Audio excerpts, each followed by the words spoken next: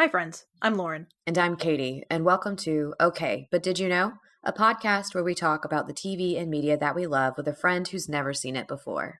Today we're recapping and chatting about Once Upon a Time, episode 206, Tallahassee. This episode aired on November 4th, 2012.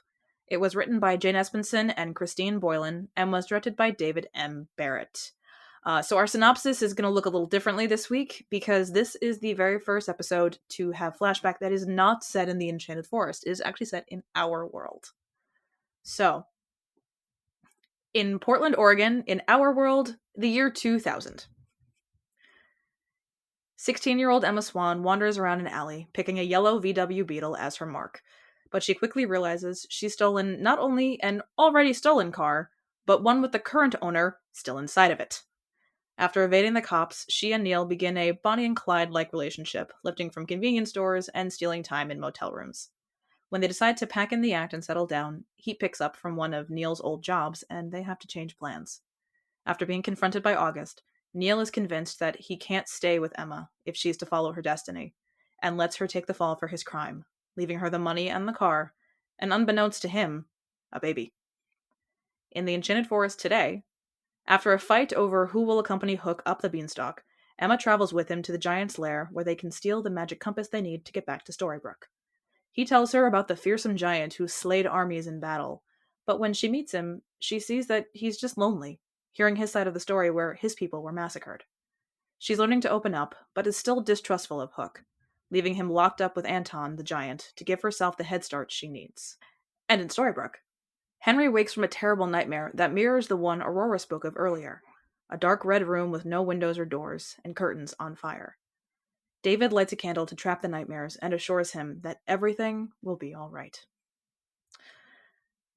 So this episode is different than what we've seen, as I said before, and this is the first time that we're seeing a flashback that is not in the Enchanted Forest. This is Emma's backstory.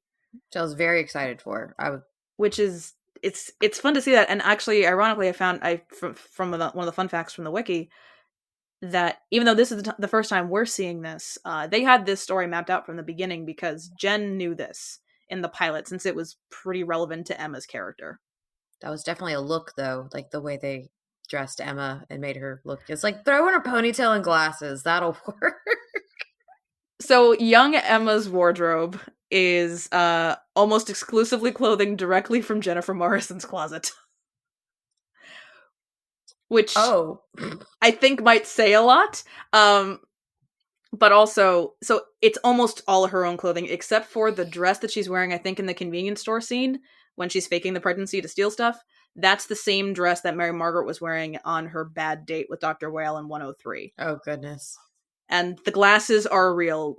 Jennifer Morrison is self-proclaimed to be blind as a bat. Those are probably her glasses. Good to know. It was just an interesting way of making her look younger, for sure, though. It was a little different than what they do with Regina. Yeah, I think I was talking about this earlier, actually, on the live, because it did get brought up. And, like, a lot of it, I think Lana does a lot more physically to sell it. She does a lot more with her voice. She does a lot more with her physicality and the way that she carries herself as Regina. Whereas Jen does work with it. Like, young Emma is happy. We don't really see Emma Swan smile very often. That was lots of smiling. She's very happy and very cute and very peppy, and she gets excited about donuts. Like, it's cute, because here's the thing, timeline-wise, this is 2000, because it says at the very beginning of the episode that it's 11 years prior, and we know Henry is 10 in 2011, so this is before that. I did write down, but she's so young. Emma's 16. Wait. Emma is 16 in this episode, because she gives birth to Henry at 17. According to the Wiki, his birthday is August 15th, 2011. 2001. But that guy looks so old. I mean, this is where, like, the hiring of the actors at this point isn't really the best, because this is why I say I have a lot of fun facts. I have the bit from his wanted poster, which confirms that Neil Cassidy. His date of birth, Neil Cassidy. That's a choice. Spelled Neal. I don't know why they did it that way. But Neil Cassidy, he is, his date of birth is 1977, which would mean he's 23. The character is meant to be 23. So, like, the actors are respectively 33 and 35 at the time of filming. That, in and of itself, is fine. But Emma is 16 because this is all taking place at the latest. They say she got 11 months, and we know that she gives birth while she's still under custody. But it is a juvie record, very much so, because she says in the first season, when it was revealed that she was in prison and gave birth in Phoenix, she says this was a juvie record. These were supposed to be sealed. So she's 16 into 17 by the time she gets pregnant, because if his birthday is in August, she would have a positive pregnancy test probably by like January. Awkward. It's not the best when it comes to, like, when you really pick the stuff apart and you look at it, I'm like, oh, I don't think the writers realized what they did there. Or they did, and it's like, and they oof. or they did, and they thought that having the adult actors play this would kind of help people gloss over it, which, to be fair, worked. Most people don't realize that she's 16, and I mean, I always said early 20s was what I figured they were going for with Michael with Neil. So it's not great if you look a little too closely, like we do. Oh, that's the point. No, that's the point. That's the point of the podcast. I definitely picked up on it though. But like it was just really awkward doing that, because could the writers have done it on purpose? Because foster care system isn't always the best. Like, a lot of bad things can happen through not having parents. This is true. Well, Emma says, I think in 109, the episode with Hansel and Gretel in the first season, that, like, when Mary Margaret says, like, maybe they'll be better in the foster system, she says someone who wasn't in it for 16 years. Yeah. So at this point, Emma has run away from the foster system for soon to be revealed reasons. I say soon. I think it's season 4 or 5. Eventually. Season 4. I think season 4 is we see the flashbacks. But we do see teen Emma played by a much younger actor. They don't keep going with Jen. Okay. Basically, from this meeting on is Jennifer Morrison. Prior to this, they'll have a younger version played by a different actor. Gotcha. I did write down evil giants that made magic portal beans. It's an interesting thing with this story, because obviously we hear two sides of the story of what happens with the giants and the beans in this. We'll see what happened in that episode that I mentioned last week in Tiny. So, and even Anton says, he's like, because the victors get to tell the story, and we hear Killian's side of it. We see Emma seeing the aftermath, and we see her talking to Anton. It's like, history is written by the victors. The story that gets told is that the giants were monsters and the humans were saving everybody by killing all of them. That may not be the case. As a history buff, I heard that line of that it's written by the victors. So I was like, yeah, that's yep. Fuck climbing that high though. Nope. No, but for a man with a hook for a hand, he's very good at climbing. They would have been a lot more winded though. Like they were. Absolutely. They were doing too good getting to the top there. I was like, Also, Emma would not have been able to get to the bottom that quickly. No, she would die. I did put in all caps, it's a flypaper for nightmares. I like dream catchers. They're pretty. They are, but referring to them as a flypaper for... Neil's not good with words. He's a visual artist. I'm seeing that. And then, of course, I've got the lovely surprise of, oh my god, it's August, and what's in the box again? I wrote down what's in the box. What's in the box? I don't know if this is going to make you feel any better. I think I said this last time, too. There are multiple reveals with this box. I think there's just the two of them. They're both kind of underwhelming. Damn it. So, like, don't look for something that's, like, really, really interesting. I don't even remember what episode it's in. It's probably in Manhattan. I have no idea anymore. Where, like, the scene that I'm thinking of when we see what's in the box. It's not that exciting, quite frankly, in my opinion, but I also don't care for Neil, so there's also that. Yeah, I don't really, nope, not a fan. Okay, good. The cop also freaked me out. The cop saying good girl. I was like, no. Yeah. No. That was weird. Who wrote that? Don't write. Nope. I almost want to hope that was an addition by the showrunners. I want to hope, because this episode's written by two women. Or like ad-libbed or something. Like, not ad-libbed. That's improv. Thank you, improv. What the fuck? I would hope that was like an improv line or something, because that was no thank you. I did write at one point though, ignore the CGI, Katie. Ignore the CGI. You will have to keep reminding yourself of that. I always say the virtual sets, like the standing virtual sets, are beautiful. Like the treasure room by itself is great. Add in the falling cage thing, maybe not so much. That it was a But choice. It was all interesting. I have to remind myself that with watching stuff like this, like we have really good CGI now, like when it comes to shows. yeah. We've had really great shows that have really good CGI. And we're spoiled now. But I have to remind myself this is a long while ago. Because it is at this point. Yeah. I feel It old. is. I was in high school when this came out. Our CGI was not great for TV at the time. It was starting to get better with like movies, but Yeah. TV hadn't caught up yet. But like even television, like we think of like television with really good CGI budgets, it's usually cable networks. It's your HBOs and your Stars that have network television never really had the best CGI budgets, and they still don't to this day. So like this is obviously a few steps up from like Xena and like early Supernatural. It's a few steps up from that level of stuff. It's not a Game of Thrones level, and it never will be. But I stand by their standing virtual sets are just breathtaking to look at. Yes. The moving CGI, not always so much, but their virtual sets are beautiful. Which I've really been enjoying. It's so funny the different things that have popped up through TikTok that are okay to see. I did see one video recently that was just about wigs in television and movies now, how bad they've gotten. Because a lot of people are complaining about the wigs in the Airbender show. Yeah. And they used Snow's wig as the example of like good wigs. Thankfully, it was actually the good wig and not the first one that I was like, what the hell is that? It was actually like the good one. I told you they get better. They did get better, and I'm happy that they did. And it's just like speaking on the fact that why were they better then? Because people were paid to do their job. Yeah. That's why. Better budgets. Better budgets. People were paid to it. And honestly, I also saw, I know I'm talking about wigs. I'm not apologizing for that because that's one of my weird things that I always point out and find in things I watch, if the wig is good or not.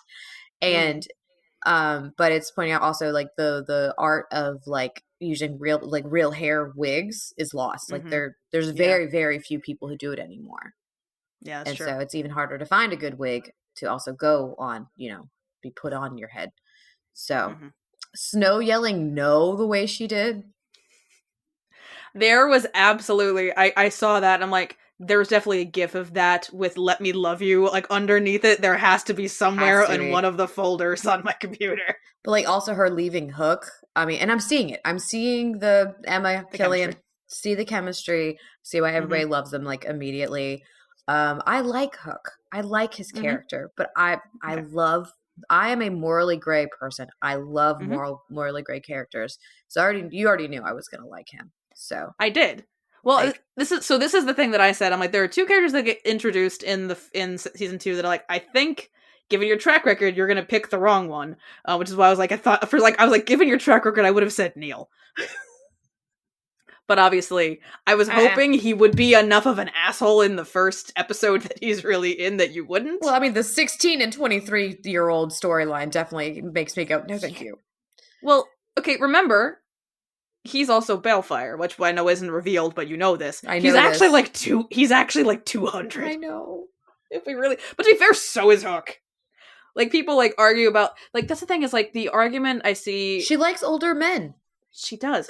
One of the arguments I see against Swan Queen a lot of times is like, well, if we really take apart, like, timeline, Regina is like in her 70s and Emma is 28. I'm like, and her husband is 240. What's your point? Like, the canonic love interest is centuries old. Which is a fantasy show. No one cares. Yeah, like, how does he live so long? Is it because of Neverland?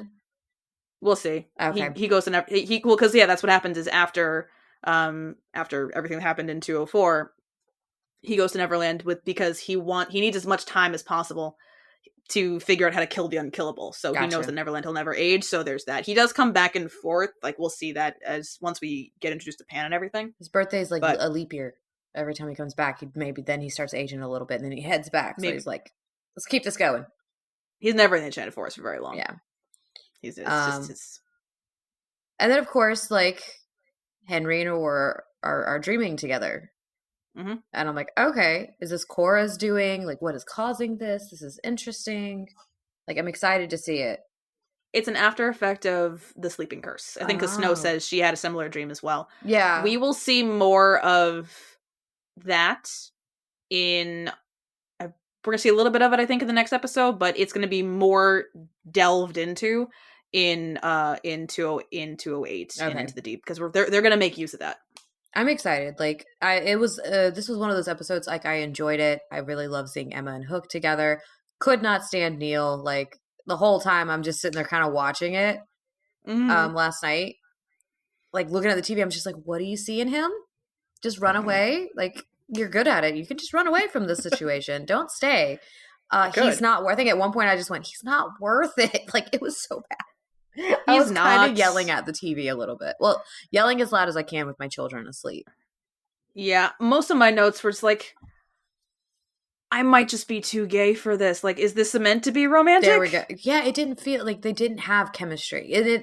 But then when you're putting the two storylines of seeing Hook and Emma together, and Hook and Emma and Neil together, and I'm like, no chemistry, lots of chemistry. Like, you can see it. That's the funny thing of this, is you have Emma and a relationship, and Emma and who will be her relationship as the show goes on, in the same episode, which I think is fascinating. Also, considering my theory of I didn't think they were meant to be originally meant to be together in the course of the show, which again is a theory, and I'm probably wrong, but I like my theories anyway. But it's interesting to kind of see that of like baby daddy who will be her husband at some point, together forever because they're adorable. But I'll admit, I like Captain Swan more so now than when they're actually together. That's a personal thing. Like, I still find them cute. The chemistry between Jen and Colin continues to come through, regardless of what's going on in the story. I find just their characters far more compelling when they're not in a relationship. That's fair. It's just interesting. I'm excited to see the romance aspect, just because the romance we've gotten so far in the show, I haven't been a huge fan of. It just hasn't really done it for me. So I'm kind of excited to get that out of the show with them, because I know I'm going to actually enjoy that. They are very much a slow burn. Like, them getting together it's gonna take a couple years. Yes. If you didn't tell, Katie likes slow burn. But so, like, it's like, I do agree with you that I don't see the chemistry so much with the characters of Emma and Neil. I mean, also just thinking about the age in the back of my mind as well. But I know that I have in the back of my mind that Jen and Michael were really good friends, got on really well. As people, they have good chemistry. And I think that comes through more so in other things we see, like when like they're on more equal footing. Because we'll see them in current timeline. She's going to see him again. This isn't really a spoiler. It's just he'll come back. Like, it's kind of obvious. Like, if you're telling the story about him now, he's going to come back.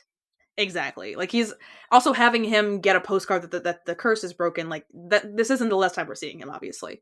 So I think when they're on more equal footing, I think as characters they have more chemistry, which can play into a little bit of like a love triangle, whatever thing. But what's really funny is we've touched on things that like I have like from like one of the videos that I found for this for this episode, because from the Paley Fest Center event that they did for season 2, they were talking about Hook's character, and then they were talking about actually the scene at the very top of the beanstalk once they first get to the giant's lair, and we can see Hook's Mila tattoo. She asks who Mila is, which apparently it's the Dark One dagger through the heart, so it's implied that he got it after she died. Oh, wow. Because it wouldn't be the Dark One dagger if he had it while she was still alive. But they're talking about that in the scene, and then they both go like, wait, was that in the episode? We don't know. Like, the whole time they're talking about it, like, no, that was in the giant episode, wasn't it? And then Jen just goes like, we film like 60 minutes worth of television, but only to get 42 with the final cut. So she's like, so it's hard to talk about things because sometimes we're talking about something that we think happened that did happen, but then unhappened. Which is always like fun. Which is funny, but the scene they're talking about did happen, and it was left in the episode. They just couldn't remember, which is just funny. And then the conversation keeps going on with like the chemistry and talking about things. And Jen asks Josh, she's like, I wonder when you're gonna punch Neil for sending me to jail, which is fair. Like, and then Ginny chimes in. She's like, I don't know if we'd be too keen on Emma dating someone who shared her baby daddy's mother's bed. Like, she works that out like in the moment. Then Colin just goes, hey, what's wrong with that? Wait, baby daddy's mother's what? Yeah, well, okay. So you've been with my former lover and my son. That one. Thank you. I was like, wait a minute, my brain wasn't working. So, like, Ginny figured that out in Mhm. 2012 or 2013. The writers decided to put that in season 5. Just don't have her Um, scream no like that again. yeah, exactly. Oh But man. I feel like they probably made her do that over and over again until she was like, "Can we just keep one of them? Please don't make me do this again." probably. Like, well, also, to be fair, like, they're filming a lot of that stuff, like Golden Hour. Like, they probably couldn't do too many takes because, Yeah. like, that's, like, very much, like, very close to Golden Hour for the way that You get is like lit 2 tries and you're done. at most. Well, especially the poor stunt doubles that I'm sure had to get tackled. Oh, don't want that job. No. But yeah, so that's how I feel. Like I don't like Neil. Mm-hmm. Okay. Don't like Neil. So you got your answer. Yep. How does that? How do you feel? Vindicated? I do. Well, because he's People not a like good him? guy. People like him. I mean, like, again, the same thing with my fandom thing is like, just because we don't like him does not mean that we think you're incorrect for liking him. Opinions I are would just subjective. like it. I would If just like an explanation. if Please. Neil is your favorite character, then we think that's wonderful. You find something in him you like. It happens for everybody. But also explain yourself. But also, can you please justify your opinion for us, please? Please. Thank you.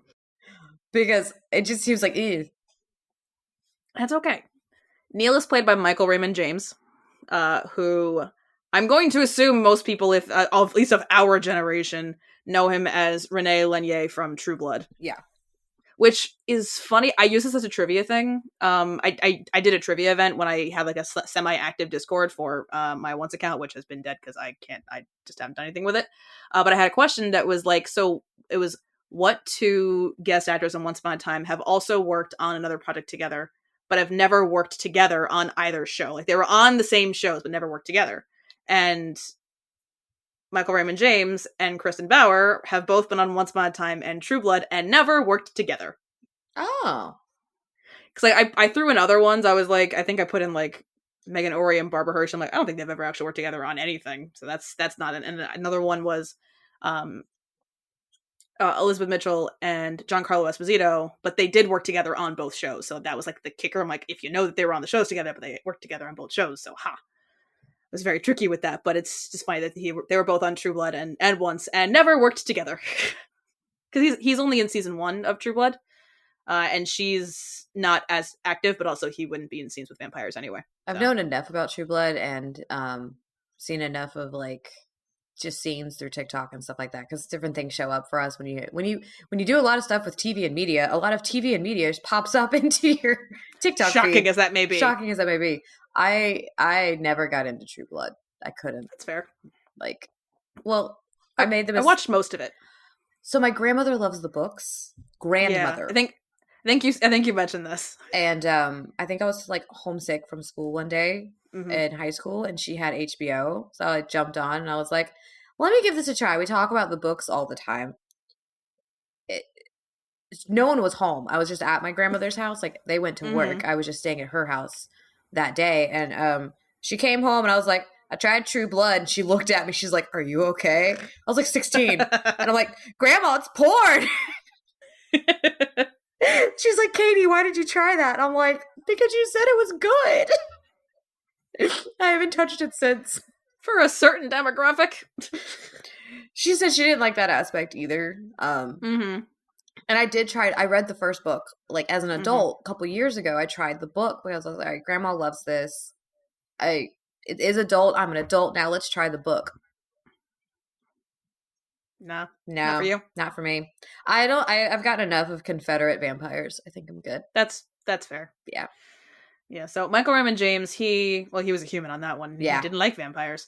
He's also been on Law and Order Organized Crime. He was in Jack Reacher. He was on The Walking Dead. Ooh, Walking Dead? Yeah, he was in a couple episodes of Walking Dead. I wonder if I've seen him. I've watched most of The Walking Dead. He was on The Walking Dead in, like, I think it was like 2011, 2012. So I've seen him then. On.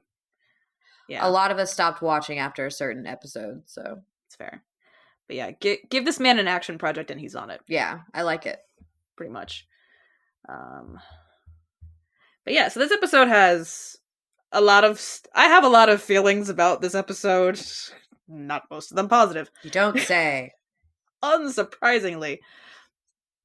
a lot of the stuff that I highlighted in my notes is like about the inappropriateness of the relationship. Although I will say there's a little bit of wishy-washiness when it comes to not the relationship, but I'm looking at another part of my notes now with Killian and his I'll swear allegiance to whoever gets me there first. Because I truthfully do believe he would, Yeah. but there's also the thing of, I don't know about you, I can't really imagine Cora climbing the beanstalk. Yeah, no. Well, I feel like that's been put in place regardless, like, so that they can get it. Yeah, absolutely the plan was for him to go with them to have someone else go up the beanstalk. Like, that's obviously part of the plan. But honestly, if Emma was going to get him there first, I still do think that he would have stuck with them. He really is just out for himself. He So has one goal and one goal only. And that is to skin himself a crocodile. Still weird. I know. I do like their interaction on the beanstalk where he's just trying to make casual conversation. He's just like, first beanstalk. Well, you never forget your first. He's just talking. He's like, wonderful. No, he's trying. He's like, no, most men would take your silence as off-putting, but I love a challenge. Like, every time he opens his mouth, I'm enjoying myself. I'm like, he's so good. What's what I say about Jen Espenson with the humor is I'm sure she has so much fun writing Killian's lines because he could quite literally say anything. Apparently, his calling the giant, like going like, you big git, they wanted a very, very British thing to say. And I guess they couldn't think of, I guess researching wasn't a thing they felt like doing. So they emailed Josh Dallas with asking him for suggestions because he spent a good portion of his like early formative years, like late teens, early 20s in London. And so apparently Big Git was his addition to the script. All right, then. Google also exists, writers. Like, I think it's cute that they got it from Josh, but and also we know it existed then, too. Yeah, it definitely existed in 2012. So just saying, you could have Googled, but it's okay. I do like that we see like the inception of her swan necklace was that keychain. I think that's cute. Mm-hmm. It's a cute detail. This is the thing that I say is an underwhelming reveal of something. In addition to the box will be underwhelming. The title of the episode is Tallahassee, and it is a reference to Regina's line from 104 when she's taunting Emma about her lack of ability to put down roots. And she says, your longest stint anywhere was 2 years. What was it you enjoyed so much about Tallahassee? It's literally it's the place on the map that they were going to go to, so she lived there for a few years after prison. Mm-hmm. This is a personal... And this is why I wrote, is this supposed to be romantic? Like that's the reveal of Tallahassee? Like, they'll kind of, like, use it as, like, go find your Tallahassee, go find your happiness. That is cute. But at the end of the day, I'm just like, I wanted this to be more than it is. Yeah. I wanted it to be, like, a deeper reason why she was in Tallahassee. It wasn't deep enough at all. Like, it wasn't deep enough. Like, maybe don't use Tallahassee? I think it's... I don't know. But, like, it also gives reason to why she gave birth in Phoenix, because we'll see kind of because she was in the foster system in Massachusetts, first, because she landed in New England, and then at some point she ends up in Minnesota, and they meet in Oregon. All over the place. All over the northern part of the United States. So the fact that she would be in Phoenix doesn't make a whole lot of sense, but it's because that's where he stole the watches, and she then got trapped and sent to prison by her baby daddy. So, it's like, for people that like them, I'm sure this was a better reveal. The only saving grace for that scene was Emma's theme is playing behind that scene, and I was like, oh, that's very well placed music. It's like, again, I listen for this, so that's like the stuff that I'm listening for, is like I'm hearing the characters' themes, and it's just like, it's behind very formative moments in her story, so it makes sense that it would be there. But also, I'm just like, it's the only saving grace of this scene. Her line of, like, is Tallahassee near a beach? It's like, yeah, it's Florida. Everything's near a beach, which is not true at all. However, apparently Tallahassee is about 22 miles from the coast of the Gulf of Mexico, so it is near a beach. 22 miles isn't too bad. No, not at all. At the end of the day. But I was looking at the different locations on the motel, the red light, like Red Lantern Lodge map thing. First I was like, oh, there's notable locations, like, in most... I was going to make a list of, like, the states that didn't have locations, but there actually were, like, too many for it to be a notable list. I like to think that the notable location for Louisiana is Shreveport because of True Blood. I don't know if it is. It might also just be because they clearly picked like second most popular locations in certain areas. So like I don't know if that's why it's there or if it is a True Blood reference. I like to think that it was. It would make sense to me. It would make more sense. My very Espensonian writing. Let's stop everything and talk about food. I got donuts. Mm-hmm. Gotta have food. Gotta have food. It's not a Jane Espenson episode if we don't stop everything to talk about food. I did write down, well, because I didn't know how you were feeling yet. I wrote down, Katie may not like Captain Swan at this point with all the extraneous flirting, but this, I was clearly wrong. Very wrong. I was like, but this is where I find them to be the most entertaining. It's the enemies part of the enemies to lovers. When they're together, they're kind of boring. It's like you forgot my favorite tropes, man. Slow burn, enemies to lovers, like scruffy pirates, apparently. Scruffy men. With Guyliner. He needs more of it. There's not enough. He'll get more. Well, he's trapped right now. He hasn't had time to reapply after his disguise of being the blacksmith. He'll put more back on later. That's fair. He needs more of it though. But no, that's like some of my favorite tropes. I mean, it's with a man, but like I kind of like men, so it works. I'm aware that I was wrong. Although I will say, my thing with enemies to lovers is I don't like I like this kind of like adversaries. Like we're on opposite sides of a conflict. There will be a point where I'm like, there's a line that that Captain Swan people love, and I'm like, why though? How soon? It's in a fight scene in 209, so it's in 3 episodes. People love it, and people have requested it for me to do in compilations and stuff, and I'm like, respectfully, no, I actually hate this line. Ooh, I'm excited to see what it is and see if I like it. I don't think you're going to. Ooh.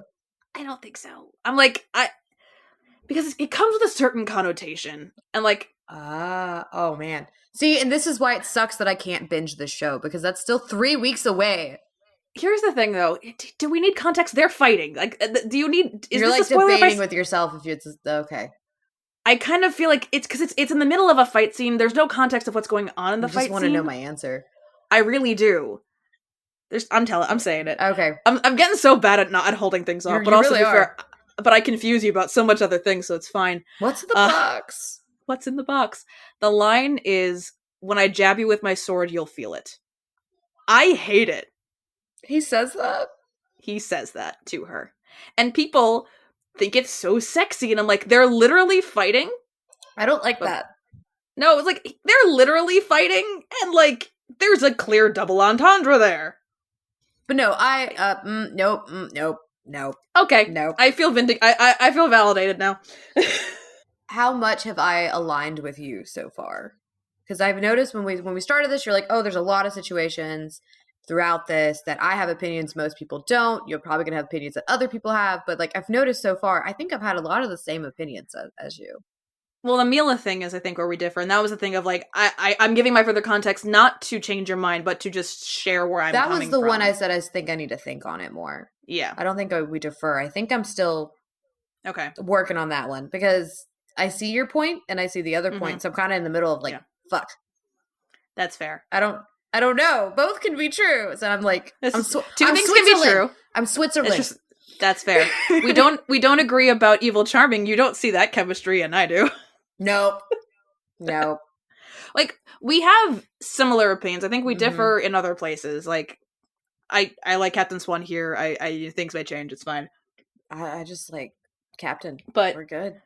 Yeah, Hook is entertaining. Hook is very entertaining. It's got all, like I said, we talked about my tropes. It's got all my favorite tropes. It's got the slow burn. It's got the enemies to lovers, like actual enemies to lovers. I feel like a lot of people mix that with rivals to lovers. Like they're two different things. That's my thing, is like true enemies to lovers of like, I'm gonna hold a sword up to your neck and then we're gonna love each other later.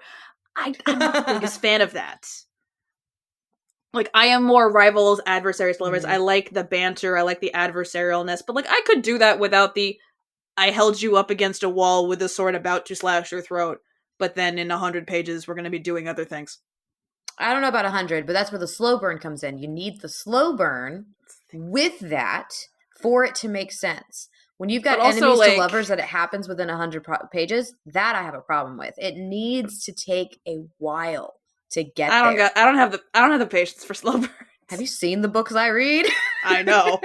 I don't got the patience for that. I read my average on my story graph, I think, is usually about a 400 to 500 page book, but not usually less than that. Usually I go higher than that. Like, I think one of my favorite books is over 900 pages. Okay. So, yeah. But no, that's where it was for me. But I need people to stop thinking it's like rival slow. There's a certain way. Has to be slow burn. And then with that, though, like, the morally gray character is the other important aspect of it. The fact that I know that Hook is not purely evil. He's morally gray. That's completely different. You put all three of those together, you have a happy Katie. Yeah. So we're good to go. Like, I'm going to love this character. And he's scruffy. I'm okay with this. Like, this is what I say when you got to pick a main character. This man, he a big thing he likes to say is, "I'm a survivor." He's literally a cockroach. You cannot kill him. Oh my god. He will not stay down, even when the actor continually breaks his foot. Oh shit.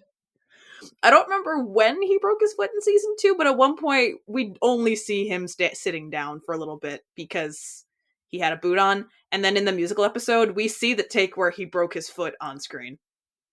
Oh, I can't wait for this. The poor man. He's broke. I think it's the same foot too. This show is a danger to his health. It also, I'm sure he had to have had some tendonitis by just keeping like his arm bent for 6 years. Man. So that the hook in his hand could be even. The poor man. So I do have one more thing I want to say before we can do fun facts, and then so we can do stats, and then I have some fun facts from filming to close this out. So I always say Emma's trust is very misguided in this. Like her distrust is misguided, I should say. Because like but I do respect her thing of like I can't risk that I'm wrong about you, because she's learning to trust her instincts a little bit more. Mm-hmm. Her instinct is that like her superpower may not be perfect. Yes, you don't say. You don't say. But I do like that. And then additionally, the very last thing that he gives her the bug at the very end, and something that Henry asked, I think it was the Hansel and Gretel episode, was there's something that I can remember my father by. And I said to you, there's absolutely something he could see to remember his father by, and that would be the bug. Good to know. Which, to be fair, Emma did re-register when she moved to Boston, because in this episode, the plates are Oregon plates, and in everything we see, it's Massachusetts plates. So She did re-register it when she moved to Boston. So I give her that. But I do I'm like, there's absolutely something Henry could remember his father by. He's sitting on top of it. That's funny. That's good writing. That is very good writing. Because that's something that's something I said, like, they had that, like, this story, this backstory, this was planned from the pilot, because it was pertinent to Emma's character in the first episode. Like, when Regina asks, do I have to be worried about a father? And she goes, no, he doesn't even know. So she knew everything. Does he know now? He has no idea, does he? Neil has no idea. Neil will not know that he has a son until we see him in the current timeline. Damn. Like, she's gonna show up with Henry for unrelated reasons to this is your father. All right, then. Excited to see that. It's a fun reveal. This is the thing of, like, you figured it out early, like, so early, but I'm like, the reveal is really cool, though. But also, you figured it out, though, so I'm like, I'm not gonna tell you no. And not that they made it too easy to figure it out, but, like, it just comes to you. No, it does. That's like, people figured it out fairly early on, to the point where they were like, okay, maybe we're gonna change our plots, but then they decided just like, nope, that's the story we want to tell, so we're not going to. I think that's okay. Well, they need to pick up the pace. Well, the reveal is in 214, so that's... too far away. 8 episodes? Mm-hmm. Math? Something like that. Let's see. 1, 2, 3, 4, 5, 6, 7. 7 episodes. Okay, yeah, I guess if you subtract. But yeah. So, what did you score this episode? I like a good backstory. I want to start there. And that's why a lot of these episodes from like the first season of getting kind of everybody's story, I really enjoy those. I don't like the filler episodes as much. I really like learning about everybody. I mean, look at how much I loved the Leroy episode. Eggs. Why are there eggs? Why are there eggs? So this is actually rated higher than I think it sounds like it. I enjoyed it because I did not like Neil, and that's why character is 8. But everybody else was so wonderful. I got more Mulan, so much Hook. Like it was really good. Plot I give an 8 because I got what I wanted. I've been waiting and waiting to figure out like how the hell, it's Bayfire and Emma. Like, how the hell has Mm-hmm. this happened? Getting August thrown in there too. Like, I kind of like that he was still a part of this. Mm-hmm. But personal is a 10. I like this episode. I hate Neil, Okay. but I like this episode. But like you said, we get the lovely like Hook and Emma dynamic starting, and Yeah. we're in their enemies to lovers right now, and they're morally Yeah. gray crap. And the worst part of this episode is Neil. Yeah, it is. So I did enjoy it. I gave this a 26, which is higher than Wow. I think you expected. Yeah, that's a solid score. That's a solid score. There's only one bad part, and there's no Rumpelstiltskin. That's true. There is no Rumpelstiltskin in this episode. That's very true. So, yeah. My score is not that. I had to give reasoning to mine, though, because I know. It sounds like I hate this episode, but I love a good backstory. But, like, you can enjoy something and be critical of it. That's my whole platform is, if I don't critique something, I don't love it. Like, if I find no faults in something, now I probably don't actually love it. You critique me so lovingly. Yes, your overuse of apologizing. I'm sorry. Excuse you. So, before I give you the numbers, I'm going to give my justifications before I give you the numbers. That's fair. This episode, for all intents and purposes, is as close to filler as this part of the season can really support. Yeah. Like, there is a little bit of plot when it comes to they're getting the compass. We have backstory, which is important for Emma's character development, which is why nothing gets a 0 here. There is something. However... I was going to say, you just said the word 0. I could probably skip this episode and be happy most days. This gets 5s across the board. This has a 15. Holy shit. I honestly... And the pattern with the very low, which really enough, I'm now realizing the pattern with a lot of my very low scoring episodes is Neil. Because in my last stats rewatch, the first episode that I gave a 0 for any category, and like my scale was only up till 5 and I used decimals, but the first time I ever gave a 0 for something was an episode that very heavily featured Neil. I had 2 in a row that were very heavily featuring Neil. So I'm like, oh, that's the connection, is I really don't like his character either. I could skip most of his episodes and be content and still know what's going on in any rewatches. So wow. We get some important stuff with, like, also, like I said, there was foreshadowing in last week's episode when Henry said he couldn't sleep because he's having these nightmares. So there is some of that, which is why nothing gets a 0. There is something there. However, I'm having more fun talking about it than I did watching it. I had more fun looking up things to talk about, like looking up the videos and finding more behind the scenes things. I had a lot of fun with that. This episode continues to be underwhelming for me. I never find anything new to really latch on to in this episode. It just is there. I think I just enjoyed Emma, like Emma and Hook. It's just fair. I just really enjoyed that. Like, also stayed up late watching it. It's true. You did. I don't stay up late very often. No, you don't. Katie has a bedtime. That you do. We do have a couple last 2 fun facts. I kind of ran through some of my fun facts earlier, but my last 2 from filming, basically. When I said that, like, the scene that I like of, I don't know if I said this here, if I said this on the live at this point. This is why I can't go live too close to recording, because I forget what I talked about when. The scene when he's bandaging her cut when they get to the top of the beanstalk. Apparently, the idea for Hook to tie the bandage with his mouth was Colin's idea, and he didn't tell Jen he was going to do it, so her confused face is genuine. Because he just went for it, apparently. And I love that says a lot about the set and, like, then the cast, that they feel comfortable not only with the directors and everything else and they feel free enough to improvise these kinds of things or to come up with these ideas, but also that the actors feel safe enough with each other to do these kinds of unscripted physical actions that would put other people at unease.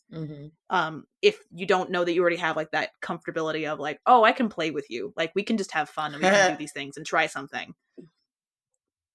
Quiet. Dirty mind. I'm an adult. So we are adults, but it says a lot about the relationships between the actors, but also just the set as a whole, that it garners that kind of, or it fosters that type of space where they can just have fun and try these new things and see what comes out of it. And usually it ends up being the take that gets used. But my very last fun fact of on-set story is the green stages. I love that Jen has just gone from, like, no green stage at all until the finale of the season to every other day she's on a green stage, basically.